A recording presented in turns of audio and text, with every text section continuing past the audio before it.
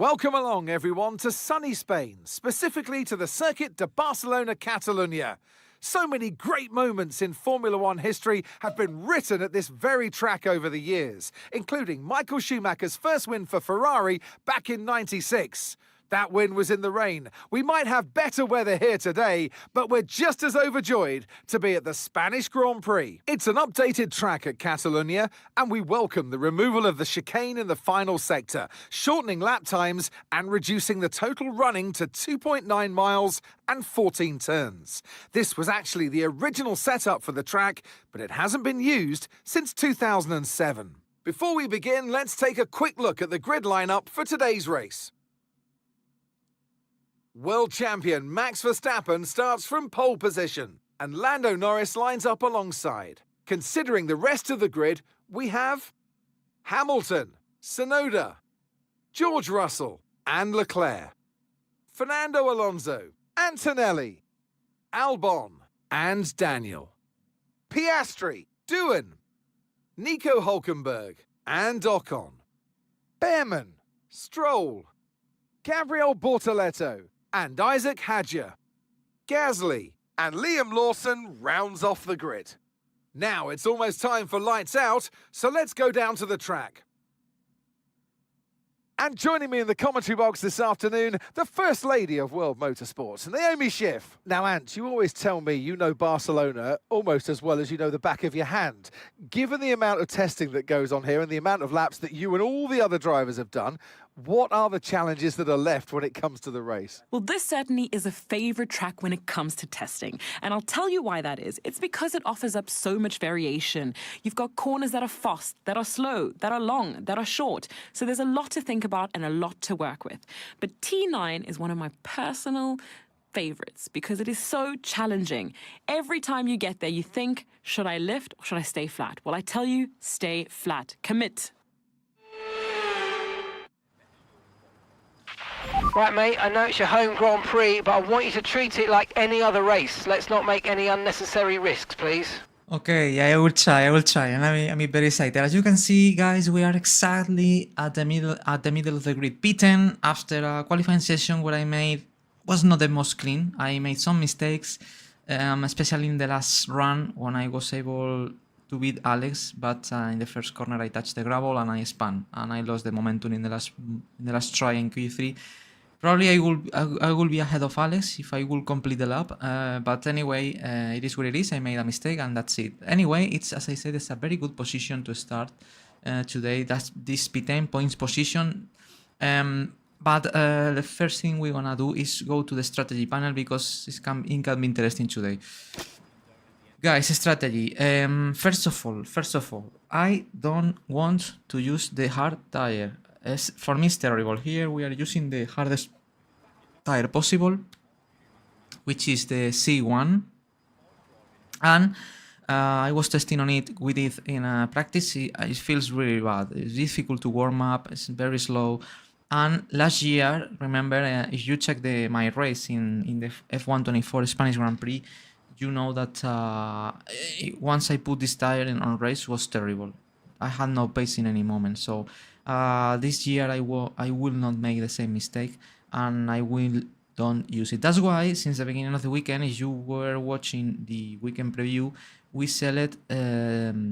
choose to have now 2 sets of medium tires. You know, that's, I think, the best tire possible. The soft tire is a very interesting tire here because it's the C3, it's not so soft. And it's a race tire. It's consistent. Obviously, the tire wear is higher and you cannot do too many laps on it, but it's a very good tire as well. So the idea is to use the 2 set of mediums and the soft. But let's see if it's possible to do one stop. Just checking this strategy. Let's see if it's possible. And as you can see here, if you follow the projected race time, looks like it's 7 seconds faster. But it's faster than, yes, no, it's not faster than 2 stops, but it's not so slow. So it's possible, but inverting the tires, it's possible to do a strategy like this one. Maybe it's possible to do something like this. I mean, Obviously, to do 29 laps or 28 with the soft is a challenge, but look at that. It's not so slow. It's not so slow, this strategy as well, if we are able to take care of the tires. So looking that, I'm thinking in the possibility to do only one stop. Now we have to think about both the consequences of the two different strategies. I mean, if I do twice, obviously I will faster in every stint. But if I only stop one time, we have big chances to avoid trains of cars, to run in clean air in a big amount of time, and maybe it's a good strategy. Who knows? To be honest, I have no clear enough right now which is the best strategy. Obviously, in the second stint on the soft, probably at the end of the race, I will end up suffering a lot, you know, with a very used soft tire. But it's possible. It's really possible, guys. So, for example, thinking in safety car scenarios. Obviously, if a safety car comes out very early in the race, before lap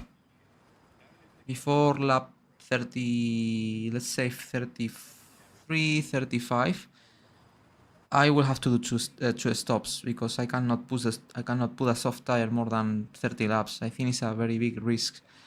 So in case we have an earlier safety car, obviously I will go to the two stops strategy. If we have not safety car, one stop looks interesting. So I think in this race, I will select the two stops at the beginning, but I will be, you know, active in every moment in case we have to change the strategy, guys. To be honest, I will select the two stop strategy, but maybe if things goes well, I will continue on track and I will go for the one stop. So yeah, I think this is what I wanna make, guys, to stay very active. And yeah, I think that's what I wanna make, guys. Depends of what happened in race, depends of our position. I think this race, it will be very important to you know, in every single lap to have information, you know, to see if it's better two stops or one stop. So I will select the two stops. That was my initial idea, but I will have very present the one stop strategy. So this is what I want to make.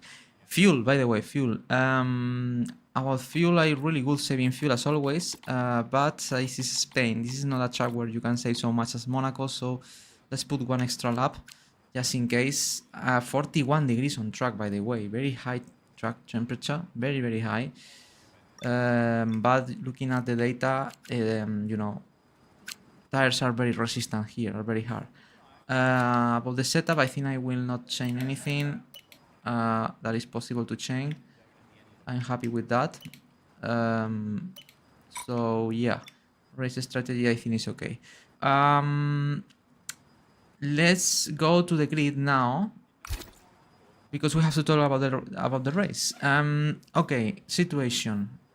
Dirty side of the track, so probably our race start will be worst. Obviously, I don't know which tire will use people around. But behind we have a Piastri. And a McLaren. So that's probably the worst thing, to have so fast car as Piastri. Can be a bit annoying. That's why I think it's even more important to try to attack Alex in the start. I think to stay in front of Alex will be critical, guys. Because if I don't pass Alex at the beginning and Piastri is just behind in the first laps, can be a bit annoying, you know, to be defending every time from Piastri and maybe losing a bit of gap with Alex. In front of us is Kimi Antonelli and Fernando Alonso. Fernando Alonso that here did an extraordinary lap in Q3. That's why he's in P7. And I think our race, I think we can fight not only with Albon, also with Antonelli and Alonso. I think, obviously, Piastri, I assume that at some point they pass to me and the rest of the drivers ahead, most of them. But I think our race is against Alonso, Antonelli, and Albon. I think a P8 should be possible, and maybe more if something happened at front. But as I said, I think I will try to be a bit more aggressive with my teammate, something that I should not to make. But I think it's critical to try to stay ahead of Alex in the first lap. And in that way to avoid the pressure from Piastri if Piastri is just behind. And to try to stay as with Antonelli and Fernando Alonso, I think is very, very important. The ERS management here is not so difficult as I was thinking at the beginning of the weekend. It's possible to save energy. It's not it's so high demanding energy track as others. There's zones where you can save. And obviously in this track it's possible to pass. It's possible the overtakings. Obviously, as always, to be in the DRS trains will be critical. If we can pass Alex, good thing is that we have the inside in turn 1. So if I have a good launch, my idea is to try to attack Alex on the inside. It's true that it will have the inside in turn 2, but then I will have the inside in turn 3. But sometimes the start is better line the outside line in turn 3 than the inside line. But it will be, I think I have to be ahead. Also, by the way, we will test for the first time the new AI.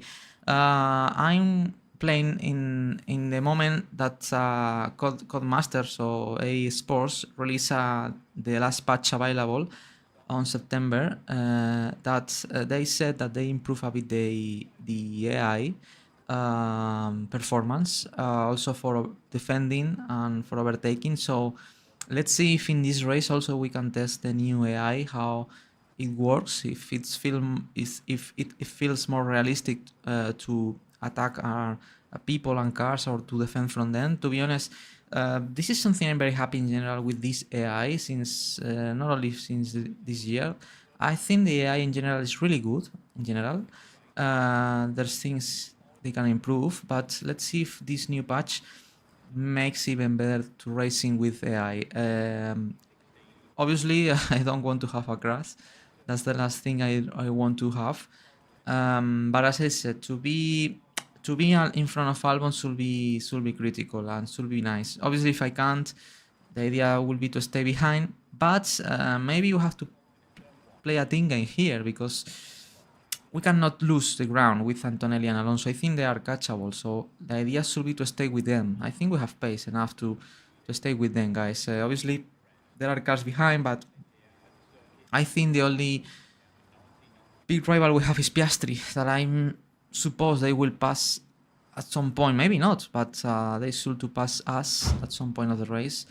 And then after Piastri are the Hasses, the Saubers, and the Alpines, the RBs, and all the rest of the cars that should be competitive, but in normal conditions we should to stay ahead. So, as I said, in a normal condition, I think this is a 4-horses race, 4P8, in case Piastri pass to all of us, to all these 4 drivers, including me. And it can be a very nice battle against, especially Antonelli. Remember, I'm trying to fight in this career mode. I will try to fight for finishing ahead of Antonelli at the end of the season. Things looking good. For achieving that seed and play in Mercedes team for the F126 game. So if we can pass Antonelli and to finish ahead in the championship will be nice. We are ahead in the standings as well by 26 points ahead, I think we are. And obviously, if we can beat Antonelli on track, it will be a very nice thing, to do. But obviously, this is something we have to do probably on track, maybe in the strategy. Obviously, strategy will be very important. So yeah, let's reveal the tires people will start. We can do, guys. And as you can see, wow, I'm the only one along to Gasly and Hulkenberg starting on the middle. That's surprising. So probably that makes things a bit harder, because that means in the first laps I will be under pressure from drivers behind. Obviously, these guys will be faster at the first stint. So probably that means that everyone, or almost everyone, will try to do 2 stops starting on the soft tires, you know. That's interesting. That's very interesting. So that means if we survive in the first laps, we have big chances to do something great. So interesting, very interesting. And to be honest, I can't wait to start this race now. Let's see. And now, guys, 9 minutes before to start the race. I think this race preview was nice. We talked about everything I was expecting for. And now it's time to say goodbye to people on Kick on YouTube, because in 9 minutes I will be racing on Twitch. So please, if you are watching this streaming on Kick or in Twitch, move on. Sorry, on Kick or in YouTube, move on to Twitch, because there is where I will be racing the whole Spanish Grand Prix. So, guys, thank you so much for staying here in this race preview. See you on Twitch right now. Go there, follow me as well, and let's have a good race. So thank you, guys. See